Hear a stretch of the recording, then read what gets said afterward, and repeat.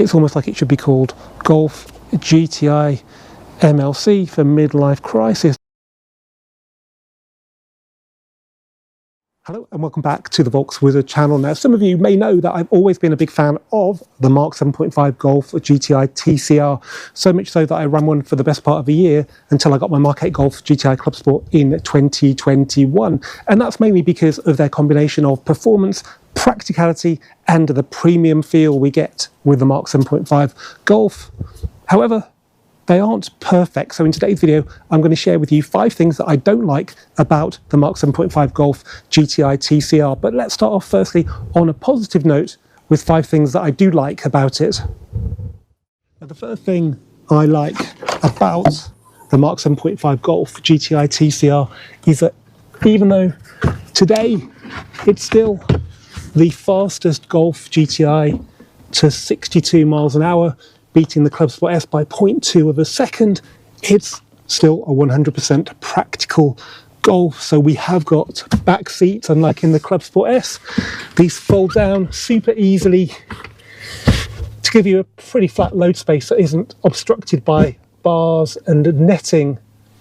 So it's pretty much like a van in here, a van that does 0 to 62 in 5.6 seconds.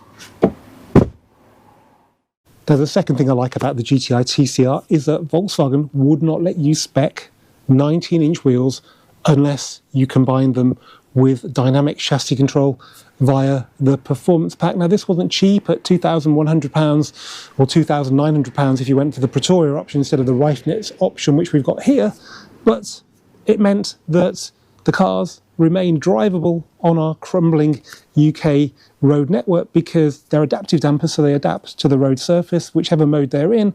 But also we have a comfort mode which slackens everything off. It doesn't make it wafty and wallowy like a Golf R in comfort mode, but it certainly makes it much more usable in the UK. So these cars are definitely worth seeking out. But another one to seek out is the fact you could order DCC on its own for about £900.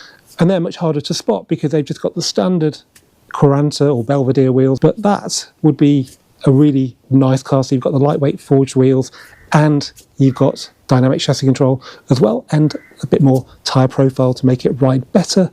The only problem is with this big flary section at the back of the TCR, those wheels look even smaller than they did on the Club Sports. Not ideal, but when it comes to driving, I think that is probably the best combination for the UK roads. But try and find one if you can, even if they are out there.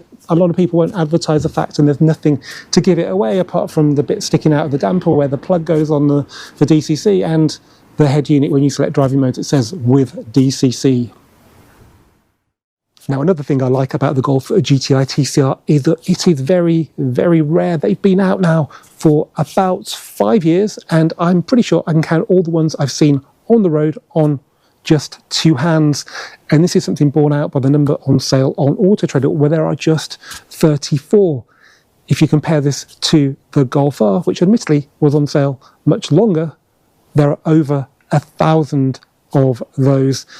And this is a car that has similar levels of performance to the Golf R, aside from standing starts, and it didn't cost that much more when it was new. And on the used market, they're actually pretty close in value, probably because most people go and look for a Golf R. They don't even know a TCR exists. So rarity doesn't make it any better than any other car, but it is nice if you're a Volkswagen enthusiast to have a car that is a bit special, and it will also pay premiums in the longer term when it comes to holding its value.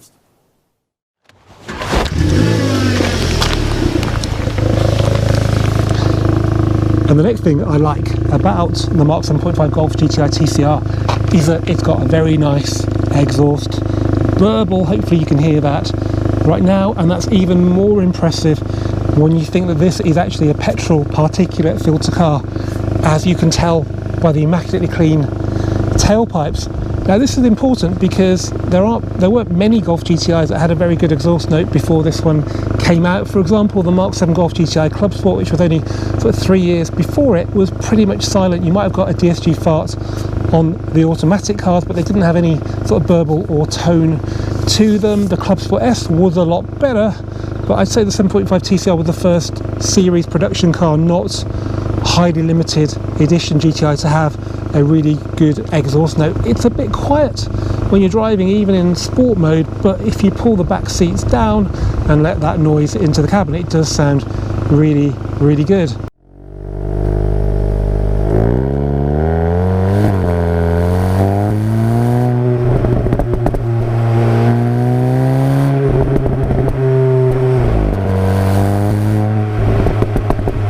So good, you can most definitely switch off that awful fake noise and it doesn't feel like you're driving just a normal Golf. Okay, and on to the fifth and final like, and that is this car's performance and economy ratio. So as I said earlier, it's still the quickest accelerating Golf GTI to 62 miles an hour at 5.6 seconds, which it ties with the Mark 8 Club Sport on, but driven relatively normally, it will still top over 40 miles per gallon, which I don't think is bad at all.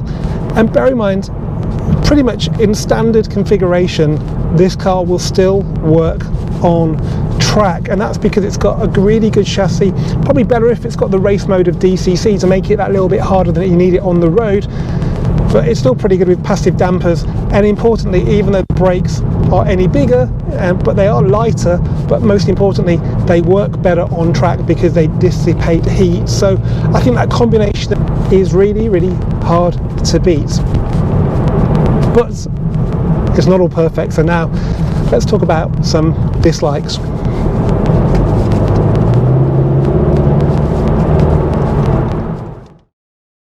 Okay, now on to the first thing that I don't like about the Golf GTI TCR, and this is a personal one. So bear with me. If you're younger than me, then you probably won't understand what I'm talking about. Not yet anyway, and I'm sure there'll be people who are my age or older that think I'm talking rubbish as well. But bear with me. Now, when I first saw the shots of the Golf GTI TCR at Worthday in 2018, when it was revealed to the public, I was 46 years old, and when I got the keys to the first TCR, I was still in my 40s, and it was a pure grey one, and it was a 3-door one as well, and it had black wheels and it had all the usual bold TCR body styling. But now, 4 years later, I've gone over the 50 mark. I say that as if like it's downhill from there. Well, it probably is, but I now look at cars with such overt body styling as a little bit embarrassing for a man of my age. It's almost like it should be called Golf GTI MLC for midlife crisis, not Golf GTI TCR.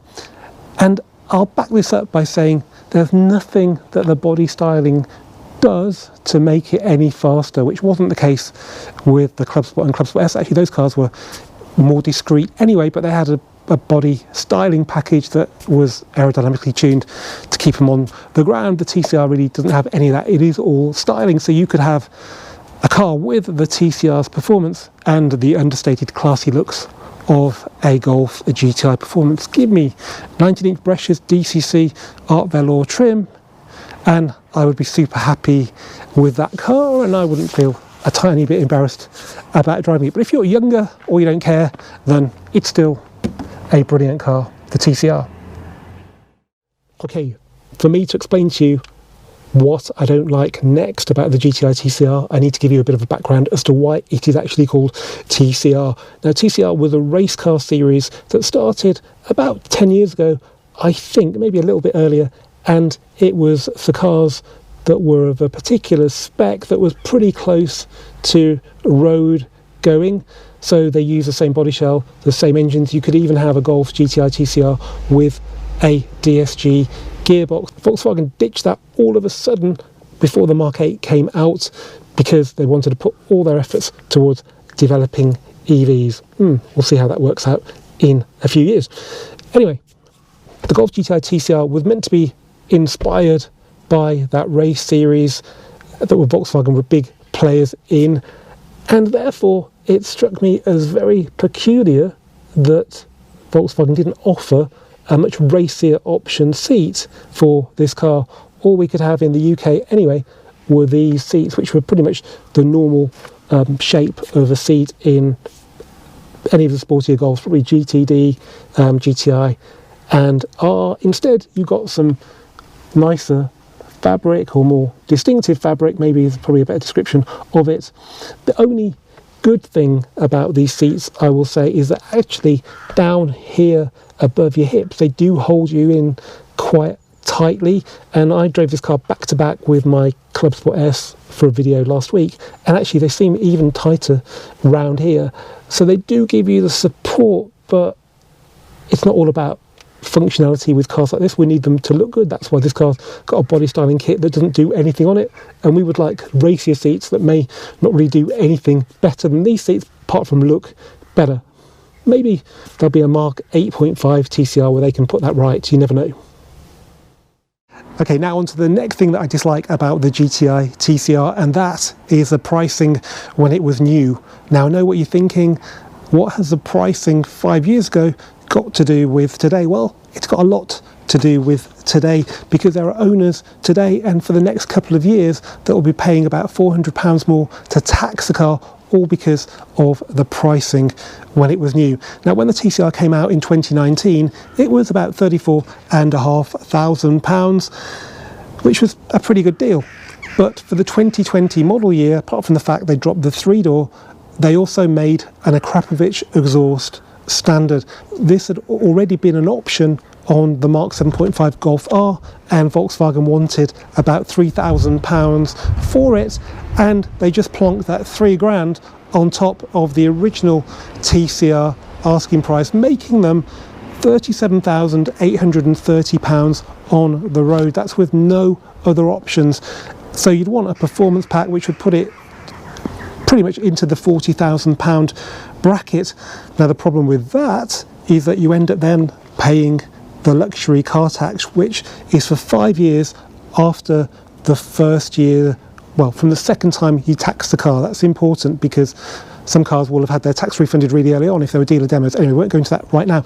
But basically, it meant that if you had a 2020 model year car and you put a tiny bit of spec on it, like a performance pack and a colour and maybe the sound system or the tinted windows, you'd end up paying the luxury car tax. So basically, that Akrapovic exhaust that you probably didn't want anyway, and that doesn't sound that different to the standard one, which, as I've demonstrated earlier, sounds pretty good anyway, apart from costing you £3,000 on the initial price of the car, will cost you another £2,000 in road tax for the subsequent 5 years. And well, that's £5,000 basically for an exhaust which you could buy for a lot less on the aftermarket, but you don't actually even need it because this car actually sounds really, really good. And don't think because you got a discount off that £40,000 plus asking price that you will be excluded from the luxury car tax. The government aren't interested in what kind of deal you got, they're only interested in the RRP, and that means that there will be cars until 2026 paying the luxury car tax. Now, a good little dodge that I mentioned earlier is that some dealers will have spec'd dynamic chassis control without the performance pack, and then that would have allowed them to spec like a sunroof and still remain under the luxury car tax. So yeah, if you want to dodge that tax, keep a look out for cars that have been spec'd in that way. Now, my next TCR dislike relates to the standard mirror casings, which unfortunately we don't have on this car, so I can't show you because these have been painted in body colour. But as standard, the TCR comes with some very cheap and nasty looking matte plastic mirror casings. Now, bearing in mind everything else on the car is in gloss black, it seems a bit weird. Now, on the Golf R, you could pay an extra £75 and have the gloss black mirror casings. The only option you had on the TCR was to spend £475 on some carbon fibre mirror casings, which are really, really lovely, but understandably not many people did that.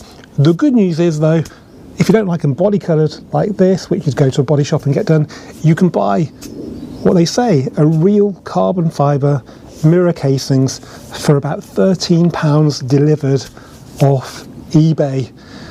I don't know what the quality is like, but I'm pretty confident they can't look any worse than the original matte black ones.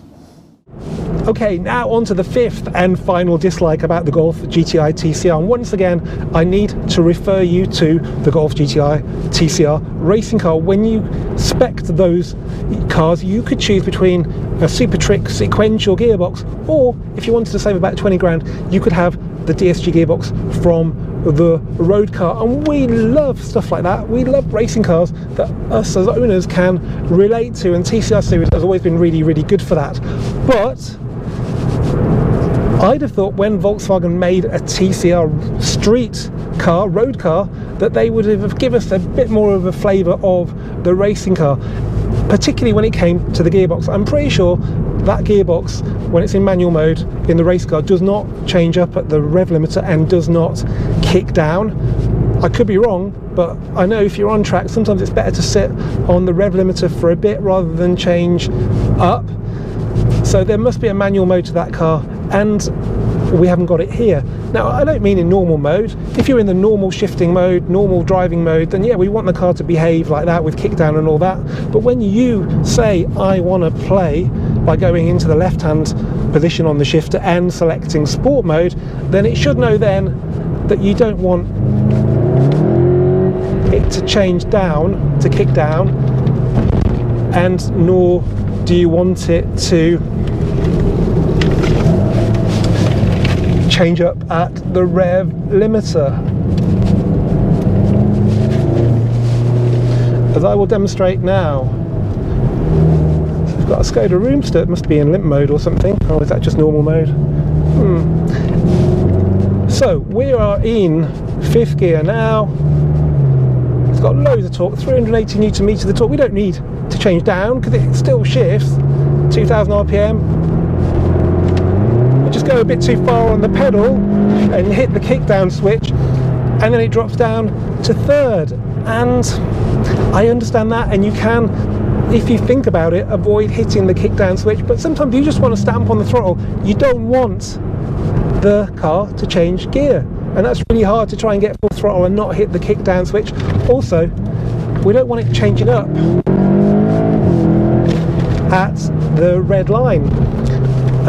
Particularly on track, there are some corners on some tracks where it's best to stay on the rev limiter for a bit of time rather than to change up. It's not difficult. Volkswagen actually incorporated that into the performance pack for the Mark 8 Golf R.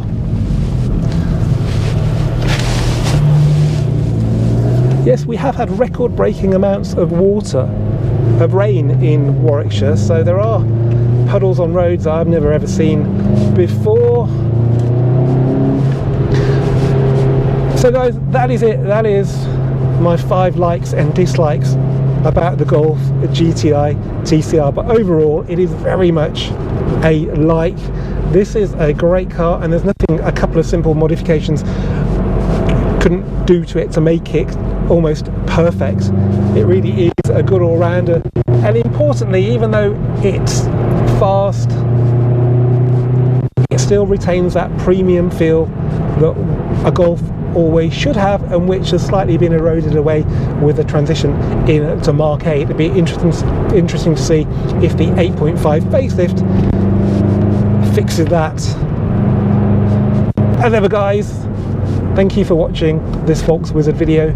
Keep subscribing, do keep commenting, I do read them all, and I'll see you for the next one very soon.